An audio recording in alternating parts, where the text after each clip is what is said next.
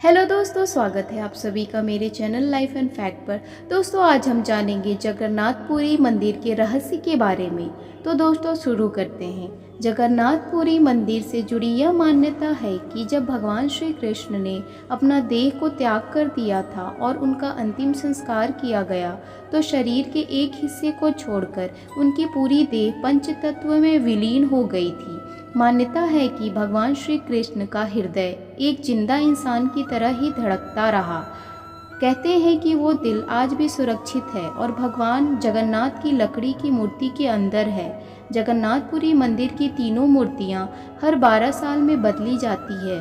पुरानी मूर्तियों की जगह नई मूर्तियां स्थापित की जाती है।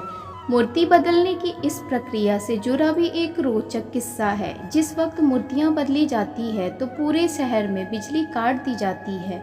मंदिर के आसपास पूरी तरह अंधेरा कर दिया जाता है। मंदिर के बाहर सीआरपीएफ की सुरक्षा तैनात कर दी जाती है। मंदिर में किसी भी की एंट्री पर पाबंदी हो जाती है। सिर्फ उसी पुजारी को मंदिर के अंदर जाने की इजाज़त होती है जिन्हें मूर्तियां बदलनी होती है। पुजारी की आंखों पर भी पट्टी बांधी जाती है। हाथों में ग्लव्स पहनाए जाते हैं। इसके बाद मूर्तियां बदलने की प्रक्रिया शुरू होती है। पुरानी मूर्तियों की जगह नई मूर्तियां लगा दी जाती है। लेकिन एक ऐसी चीज़ है जो कभी नहीं बदली जाती, ये है ब्रह्म पदार्थ। ब्रह्म पदार्थ को पुरानी मूर्तियों से निकालकर इन नई मूर्तियों में लगा दिया जाता है। यह ब्रह्म पदार्थ क्या है, इसके बारे में आज तक कोई जानकारी किसी के पास नहीं है। बस कुछ किस्से हैं जो मूर्ति बदलने वाले पुजारियों से सुनने को मिले हैं। ये ब्रह्म पदार्थ हर 12 साल में पुरानी मूर्ति से नई मूर्ति में बदल दिया जाता है। लेकिन मूर्ति बदलने वाले पुजारी को भी नहीं पता होता है कि वो क्या है। मान्यता ये है कि इस ब्रह्म पदार्थ को अगर किसी ने देख लिया तो उसकी मौत हो जाएगी। कहा यह भी जाता है कि अगर इस पदार्थ को किसी ने देख लिया तो उसके सामने वाले शरीर के चिथड़े उड़ जाएंगे। एक किस्सा ये है कि इस ब्रह्म पदार्थ को हमेशा श्री कृष्ण से जोड़कर देखा जाता है। मूर्ति बदलने वाले कुछ पुजारियों ने बताया है कि जब ब्रह्म पदार्थ पुरानी मूर्तियों से निकालकर नई मूर्ति में डालते हैं तो हाथों से ऐसा किया जाता है। उस वक्त ऐसा लगता है हाथों में कुछ उछल रहा है, जैसे खरगोश उछल रहा हो। उस ऐसी चीज़ है जिसमें जान है।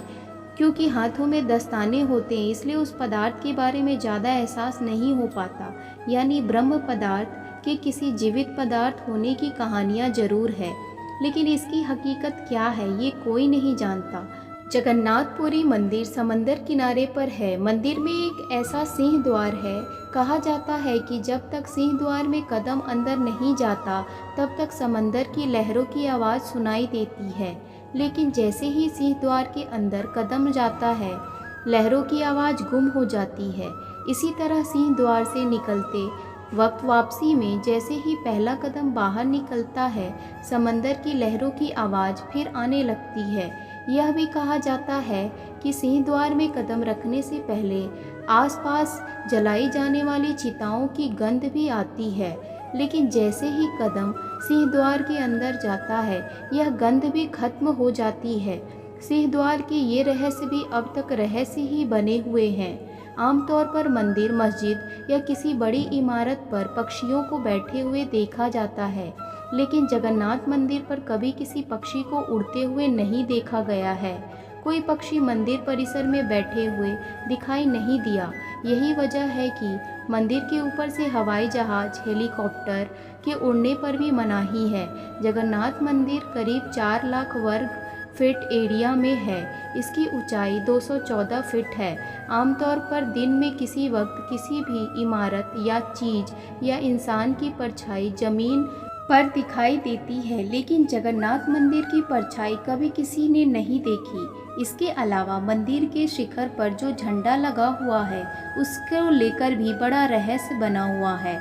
इस झंडे को हर रोज़ बदलने का नियम है। मान्यता है कि अगर किसी दिन झंडे को नहीं बदला गया तो शायद मंदिर अगले 18 सालों तक के लिए बंद हो जाएगा।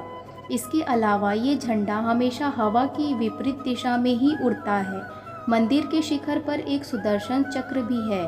कहा जाता है पुरी के किसी भी कोने से अगर इस सुदर्शन चक्र को देखा जाए तो इसका मुंह आपकी तरफ ही नज़र आता है। कहा जाता है कि जगन्नाथ मंदिर में दुनिया की सबसे बड़ी रसोई है। इस रसोई में 500 रसोइये और 300 उनके सहयोगी काम करते हैं।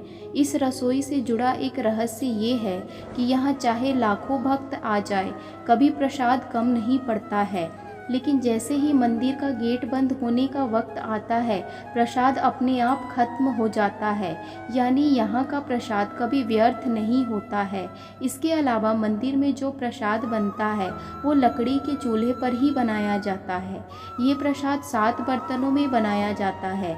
सातों बर्तनों को एक के ऊपर एक करके एक साथ रखा जाता है। यानी सातों बर्तन चूल्हे पर एक सीढ़ी की तरह रखे होते हैं। सबसे हैरानी की बात तो यह है कि जो बर्तन सबसे ऊपर यानी 7वें नंबर का बर्तन होता है, उसमें सबसे पहले प्रसाद बनकर तैयार हो जाता है।